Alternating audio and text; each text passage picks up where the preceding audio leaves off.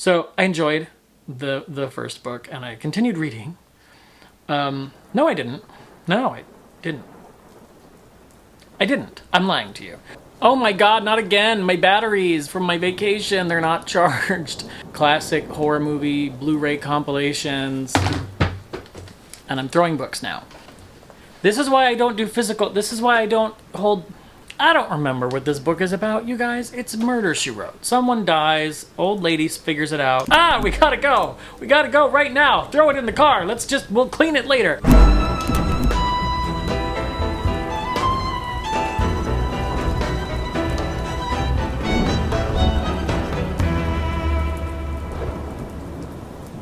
Oh, people are liking my photos. Exciting. All right. Hello, everybody. Welcome back to Reading in the Dark. It's me, Byron. Here we are, like no time has passed. So this is going to be interesting. It is actually May 4th.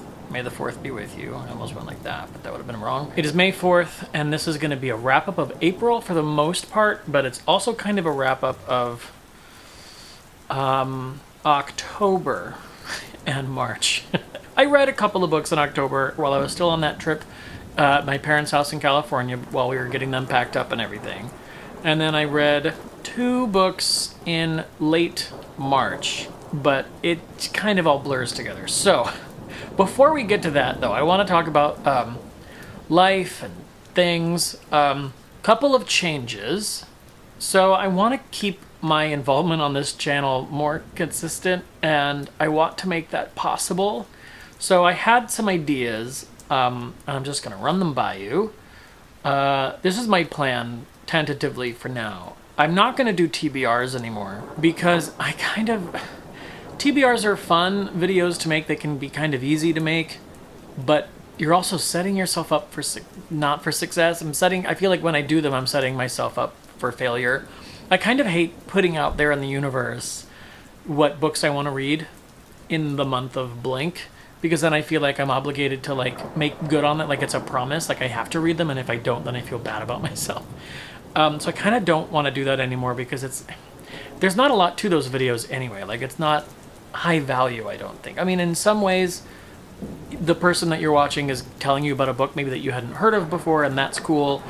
But like, for the most part, you're not reviewing anything, you're not giving your thoughts or opinions on anything, you're just saying, this looks cool, let's read that. So I'm not going to do TBRs. My plan is to, at the very least, post a wrap-up at the beginning of every month. So that means 1 video a month. I can do that. Even with life being crazy. And my hope is to post the wrap-up at the beginning of the month and a vlog of the previous month in the middle of the month. So like, I started vlogging today, and hopefully I'll have a May vlog up in the middle of June, which gives me time to edit the vlog and just a wrap up. So that'd be 2 videos a month, and in theory a video every other week. That's my goal, that's my hope. So we'll see if I can stick to that. As you know, I've had a really hard time keeping this channel a part of my routine and my life since 2020 happened. I have not been consistent, and I'm sorry for that. But thank you for those of you that are still around. What else was I going to tell you? Well, I mean, I went on that trip to my parents' house to help them get packed up, and it was a nightmare. Oh my God, it was so much harder than I thought it was going to be. They have so many things. They've lived in their house. They had lived in that house for 17 years. And they've been married for over 50 years. And there was just a lot of stuff. I have a lot of vlog footage. Is there a bug in this room? What am I hearing? I think there's a fly in here. Anyway, not relevant. They lived there for a long time, and I filmed a lot of stuff, but we were so busy. We barely got them packed up in time to leave the house.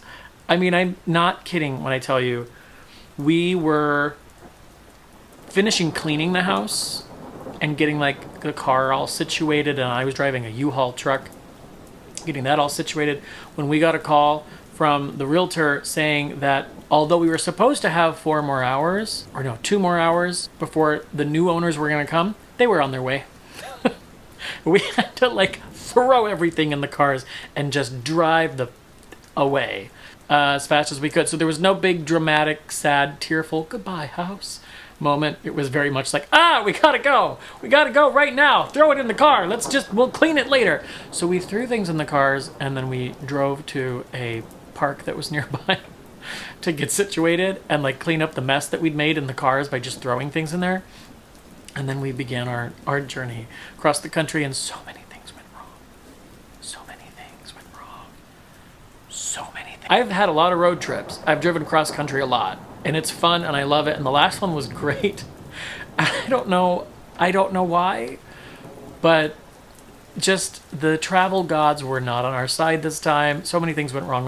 My brother's car broke down, so we had to tow my brother's car on a dolly behind the U-Haul, and that's what I was driving. The U-Haul got a flat tire. The first hotel we stopped at was like very sketchy. There was like a chain link barbed wire fence around the parking lot, and a cop took one look at us when we first got there and told us we should go somewhere else. And then we had to change the reservation, and I ended up not getting a refund. I just booked us a different place, and then I forgot that I had left my driver's license at the sketchy hotel, and I had to go back and get it. So many things went wrong. But that's a vlog for who knows when. I'm trying, you guys. There's so much to get through. So that was that. And then I went on a vacation with my boyfriend. My boyfriend moved in. David, his name is David. He lives in this house now. This is our house. We have a game room I'm sitting in right now. The bookcases are no longer in the bedroom. This is the game room. I have my books on this side, and then the games are on that side over there. We have a game table. So many things have happened. So we went on a little trip to North Carolina. It was freezing cold. That was good, but we went on a vacation where basically everything we did was very socially distanced. So that was cool. I got my vaccine. I got my second shot of the Pfizer vaccine 3 days ago. No, on the 30th. So 4 days ago. I can't possibly cover it all right now, so I just want to talk about the books that I have read since the last time we chatted. Keep it simple. So I read I'm Still Here, Black Dignity in a World Made for Whiteness by Austin Channing Brown. I read this on the plane to California, and it was a very easy read. I wouldn't say that it was like totally riveting. Parts of it were, and parts of it were not. It was very, very enlightening. The anecdotes and the stories that were being told shed light on the kinds of interactions that black people have with white people in a way that I had never considered. And I know that I learned a lot, and so I really enjoyed it. Looks like I gave it 4 stars. Don't remember. I mean, it was a long time ago. That sounds about right. Yeah, I really enjoyed the book. I liked that it was small, physically small. I enjoyed the book, and it offered me a lot of insight that I think was very valuable, and I recommend it. It was a good read. Then I read What We Did by Christobel Kent. I read that while I was at my parents' house, and I vlogged it, so maybe you'll see that, and maybe one day. And as I was reading it, like the room that I was in got more and more packed away until eventually I was on the mattress on the floor reading it, and I loved it. What We Did by Christobel Kent is worth a reread. I gave it 5 stars. It tells the story of a woman who was taken advantage of and abused by her mentor, music teacher, when she was young as I think a violinist. It was a long time ago, you guys. Let me just double check. I think she was a violin player. He stole her childhood. She'll take his future. Something happened. She didn't know what. Something spun. The world turning back, too fast. She would be sick. Bridget put out a hand to steady herself against the wall. Bridget has a secret, one she keeps from everyone, even her husband. One that threatens to explode when her childhood music teacher Carmichael walks into her dress shop. So this man shows up in her dress shop that she owns years later when she's married with this very, very young girl on his arm, and he's buying her an expensive dress. And she's like, what do I do? What do I do? What do I do? I know this guy is like a predator, and what do I do about that? And what does she do about it? And that's the book. I loved it. It was great. It was a really, really good read, and I want to read more by Christobel Kent. It felt like one of the first times I read a book about a crime told from the perspective of someone who was not an investigator. They were not a cop. They weren't in the FBI. It was like, how would a normal person react? That kind of thing. That sort of perspective. And I really, really, really enjoyed it. Give it 5 stars. So that was a book that I read from October 28th to November 4th. So now we're in November. Actually, no. Now we're not in November. That's the only book that I finished in November. I didn't read again until late March. So because I was like tired of not reading, I was like, okay, you know what? I need to read something easy. And I don't know if I've mentioned this before, but I'm in love with the TV series Murder, She Wrote. Because I'm an old woman. I've been to the house, you guys, in Mendocino, California. I have my picture in front of Jessica Fletcher's house. Did you know that her bike is still resting up against the tree? It is. So anyway, I love Murder, She Wrote and mysteries, and I read one Murder, She Wrote novel last year. I think it was called The Ghost and Mrs. Fletcher. Now, there are 54 Murder, She Wrote novels. 54. And counting. They didn't actually, most of them, get published until after the show was off the air. There were a couple while the show was on the air, and then after the show was off the air, they really took off. And they were all written by this man named Donald Bain, and then some of them he co-wrote with his wife, I believe, Renee Paley Bain. He has since passed away, and they have brought on a new writer named John Land to write them. He wrote a few, and now he's been replaced. But they're continuing the series. Anyway, the point is, I decided that I just needed something easy to read, and so I picked up some Murder, She Wrote books. This is not a haul, but I went to the bookstore and I bought a few things, physical books, which is just never a good idea. I bought Baby Teeth, and it's just some anthologies of like classics and stuff. Another copy of Dracula, because you can never have too many. And I bought 2 Murder, She Wrote books. One of them was book number 49, and one of them was book number 51. The first one I read was number 51, called The Murder of 12. It says by Jessica Fletcher, and John Land. So this is a John Land novel. And this is sort of like a snowed in at the inn. There's a blizzard. It's a record-breaking snowstorm. And of course someone is murdered, and is like a closed circle trope where they're inside the inn, Jessica Fletcher and a lot of other people, and who is stalking them, and they have to figure it out. It was really, really fun. Obviously just an easy read. Cozy. By definition, these are cozy mysteries, and that's about as cozy as it gets. And I really, really enjoyed it, and I gave it 4 stars.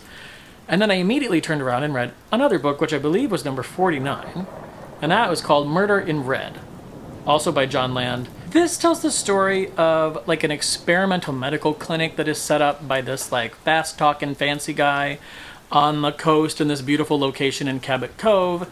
And one of Jessica Fletcher's friends, in fact, a Scotland Yard guy that she was sort of maybe romantically linked with at some point, or maybe still could be, is there to be treated for something. And a patient there, another one of her friends from Cabot Cove, dies. And so then there's an investigation that she embarks upon into this place, into whether or not they really know what they're doing and what's really going on, and why it is that they are apparently conducting unsanctioned trials of experimental drugs on their patients without FDA approval. Topical, right? It says, Jessica loses a loved one to unnatural causes and sets her sights on the mysterious local hospital before more people wind up dead on arrival. She's cloak and dagger. She's looking into this shady medical place to find out what's going on and stop them from doing bad things, and maybe more people will not get hurt. And, these books are all very short. They're very cozy, easy to read. It's a great thing to read before going to bed. It sounds weird because it's murder, but it really is. And I enjoyed it. I don't think I liked it as much. I gave it 3 stars. I did not like it as much as Murder of 12. I guess because it didn't have quite the same cozy factor going for it in terms of, it wasn't like a closed circle inside a old inn that was snowed in from a blizzard sort of situation. And I also feel like this author, his grasp of the characters from the show is good, but not as good. It was a cozy mystery. That's a lot of what this video is going to be. Cozy mysteries that I enjoyed, and they're not life-changing, but they were fun. So I gave it 3 stars. And honestly, if you enjoy cozy mysteries, and if you've ever seen Murder, She Wrote, I recommend reading any of these books. But with that in mind, we should move on, because after this is when I started my really outrageous plan of reading all 54 books in the Murder, She Wrote novel series, starting with number 1. So after Murder in Red, I went to the beginning of the series. Let me just show you these books, because they're They're precariously piled, and it's a bad idea. So this is my collection now of Murder, She Wrote mass market paperbacks. These are the first two that I read. These are like 49 and 51. And then this is book 1, 2, 3, and then 4, 5, and 6. And I bought these on my most recent vacation to Arizona at a used bookstore called Bookman's, which was a great place. I bought these books and like an out-of-print DVD and some old classic horror movie Blu-ray compilations. And I'm throwing books now. This is why I don't do physical. This is why I don't hold books up, because then this happens. So, the first book in the Murder, She Wrote novel series is called Gin and Daggers. And it was written by Donald Bain, and it was published in not 2000. It was released in June 1989. So anyway, Gin and Daggers. I don't remember what this book is about, you guys. It's Murder, She Wrote. Jessica Fletcher is off to London to deliver the keynote address at a mystery writers convention, which feels like the plot of at least a dozen Murder, She Wrote episodes. She's also looking forward to seeing her mentor, Marjorie Ainsworth, who's hosting a party on her estate to celebrate her latest book. Marjorie is the grande dame of mystery writing, but a routine business trip becomes murderous business when Jessica discovers Marjorie stabbed to death in her own bedroom. So I actually really enjoyed this. I gave it 3 stars, and I'm not sure that I remember why. Maybe just because it was good, and it was cozy, and it was cute, but it didn't, like, shock me. In books like this, I don't know if it's necessarily possible to really call the culprit exactly, but that doesn't mean that the book is shocking either. This was kind of a closed circle trope. I mean, there were a lot of people at this woman's mansion. She's ill. She's kind of infirm and paranoid. And it just had really great settings. And it was very much like a whodunit to this woman. And at one point, in classic Murder, She Wrote fashion, Jessica Fletcher is sort of like on the hook for the murder. Like, it kind of looks like, why XYZ? It sort of looks like you did this, and we know she didn't, but, you know, it was just good fun. So that was the first Murder, She Wrote book, called Gin and Daggers. So I read 51, and then 49, and then 1. And then I was going to read 2 and 3, but I thought maybe we'll take a break from the Murder, She Wrote. And I read some more books that had been sitting on my TBR for a long time. The first being The Good Widow by Liz Fenton. This is by 2 people. This is by Liz Fenton and Lisa Steinke. So I read 2 books in a row that had a very similar sounding plot. This tells the story of a woman whose husband, she's told that her husband is dead, but there's a twist. So, elementary school teacher Jacqueline Jax Morales' marriage was far from perfect, but even in its ups and downs it was predictable, familiar, or at least she thought it was, until 2 police officers showed up at her door with devastating news. Her husband of 8 years, the one who should have been on a business trip to Kansas, had suffered a fatal car accident in Hawaii, and he wasn't alone. For Jax, laying her husband to rest was hard, but it was even harder to think that his final moments belonged to another woman. So she is this the one? Yeah, so she is approached by a guy named Nick, who was engaged to the woman that was found dead with Jax's husband. And so eventually convinces her to go to Hawaii with him and investigate what on earth was happening between these two and what happened to them in their final moments and what was the depth of, were they having an affair? Almost certainly, but to what extent and how long it had been going on and all that kind of stuff. So they go and they investigate, and Jax's sister is very protective and doesn't think it's a great idea. It was really fun. I enjoyed this book. And it had some really good twists in it. The ending, I'm trying to remember because this was a month ago. The ending of the book left me a little cold. We'll just leave it at that. The ending of the book wasn't exactly what I wanted, so I was a little disappointed. I didn't hate the reveal exactly, but I just didn't feel like the end of the book was written as well as the first 3/4. So I was confused though, because I had another book in my TBR with sounded like the same premise. And so I decided, let's read that next, which is great for my brain right now, because now I'm very confused. So the next book I read was called Trespassing by Brandi Reads. These are all ebooks that I bought like years ago when they were on sale, and I bought too many books, and it was a whole thing like when I started this channel. In Trespassing, the blurb says, in a novel of mounting psychological suspense, a young mother follows a dangerous path to find her missing husband. Veronica Kavanaugh's grasp on the world is slipping. Her latest round of fertility treatments not only failed, but left her on edge and unbalanced. And her 3-year-old daughter, Elizabella, has a new imaginary friend who seems much more devilish than playful. Now I remember this book. So when Veronica's husband fails to return home from a business trip, what's left of her stability begins to crumble. Given her family's history of mental illness and Elisabella's insistence that her daddy is dead, Veronica starts questioning herself. You guys, this book was a lot. This book was very good. I gave this 3 stars? No, that's 4 stars. I'm changing it. This book was 4 stars. This gave me Gone Girl vibes. And when was this released? This is from 2018. Yeah. So it was not created in a vacuum. It gave me Gone Girl vibes. I'm not saying it rips off Gone Girl, but in terms of like, you think you know what's happening, but maybe you don't. You think you know this person, but maybe you don't. There were a lot of really confounding mysteries and amazing reveals in this book. I was riveted. I really, really was. I really, really enjoyed Trespassing. And I can't remember why I would have given it 3 stars, but my memory of it is very, very fond, so I've changed it because I feel like that's fair. I recommend this book. I think between The Good Widow and Trespassing, I preferred Trespassing. I mean, I know that. They're very different, but they have that similar premise. And I didn't know if it was a good idea to read the next book right afterwards, but actually I'm glad I did, because it sort of is interesting to see how the same premise can take you in a very different direction. And I really enjoy it, and I like the cover. Cover's pretty. Yeah, this was good. This was good. This was a labyrinth, this one. This was really fun to read. Then I read, okay, so we're catching up. So then I read Twist of Faith by Ellen J. Greene.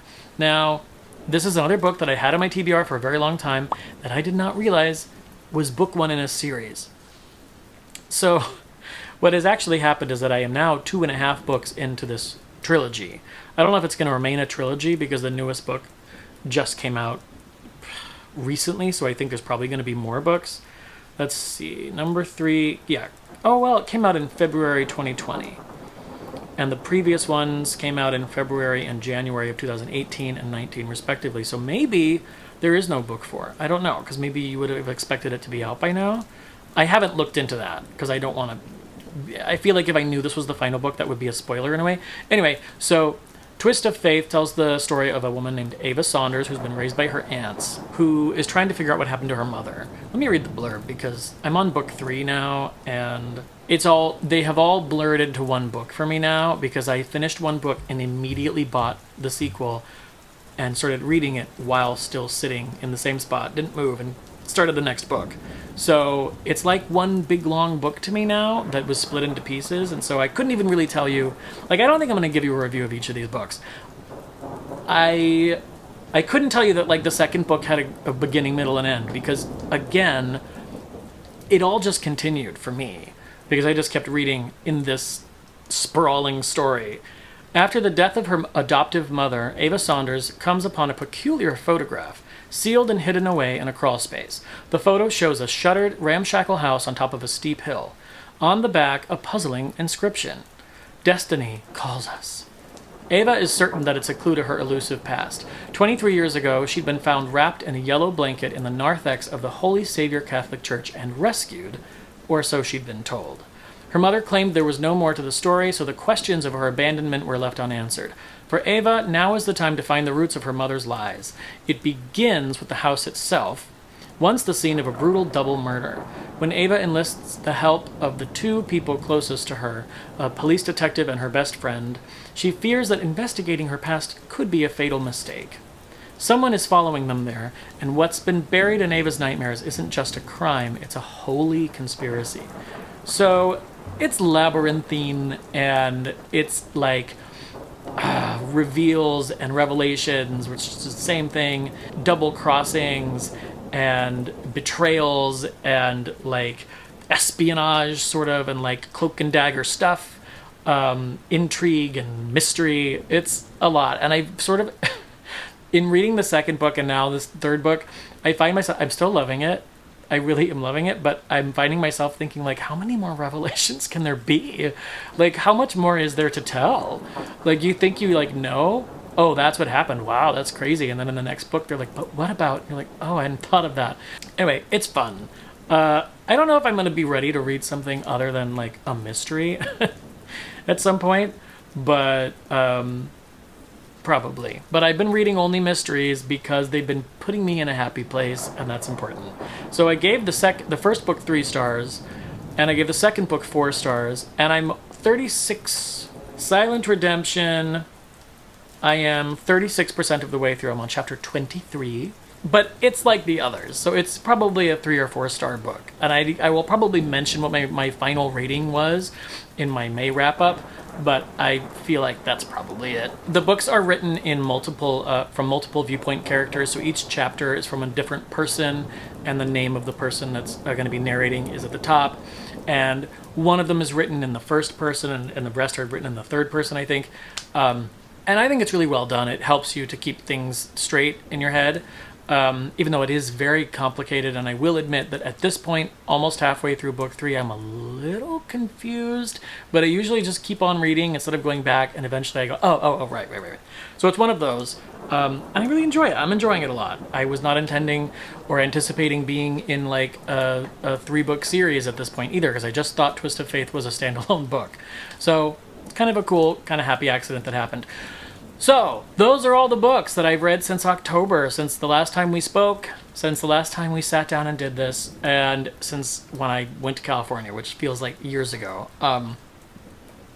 Yeah, I'm having a good time reading. As you can see, I'm reading mysteries and really easy reads right now because I just saw myself not reading, and I said, you know what? Yeah, I have a lot of books that I haven't read, and there are some important books that I feel like I need to read, but I want to just be reading. So I'm just reading whatever strikes my fancy at the moment that I decide it's time to read a new book. I just kind of open up my Kindle, because I delete books off of my Kindle when I've finished reading them, and I just go through and say, which do I want to read, and then I'll read something. And I'm not planning it out in advance. I'm not making a TBR for you guys. I don't have a theme for the month. I'm just reading things that insinuate themselves and sit themselves in my lap and say, read me. And it's been going really well. I've never done that before. So I'm been consistently reading now, well, for a month, because I started reading at the end of March, and I'm still like chugging along. So it's good. I've almost caught up to my reading goal. As a result, my reading goal was half of what it would normally be, only 26 books because I wasn't reading.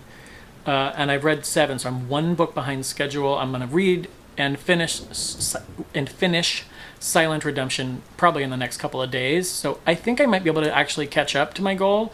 I would love to up it, but I'm not going to be crazy for now. I'm just going to read what I'm reading and see how I do, or see how I go, as they say in Australia. And in the meantime, I'm doing a lot of video editing work. I'm editing a music video right now and a virtual choir for a high school.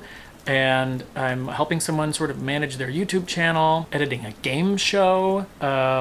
Crazy. And my reading is going really well. And I'm fully vaccinated, but I'm just waiting another week and a half before the 2 weeks after the second shot so that I can really feel like I'm fully vaccinated. But that's exciting. I'm hearing rumblings of things, good things around Disney. And I'm just like hoping for the best, knock on wood. I think things are getting better. So, like I said, I'm going to try and post at least once a month. It'll be a wrap-up, during which I will probably next time do something like a book haul and then a wrap-up of what I read, if there's enough time. And then I'll try to vlog and post vlogs in the middle of each month. We'll see how I do, but that's my goal, and I'm so glad that you guys are still here. And thank you so much for watching, and if you enjoyed this video, hit the like button, or smash that like button, as some people say. But really, we don't need to be smashing anything. So just tap the like button, if you will. Subscribe to my channel if you have not done so already. There's a lot of old stuff that you can watch too, even if I take forever to post. And until next time, I will be here in the dark, reading.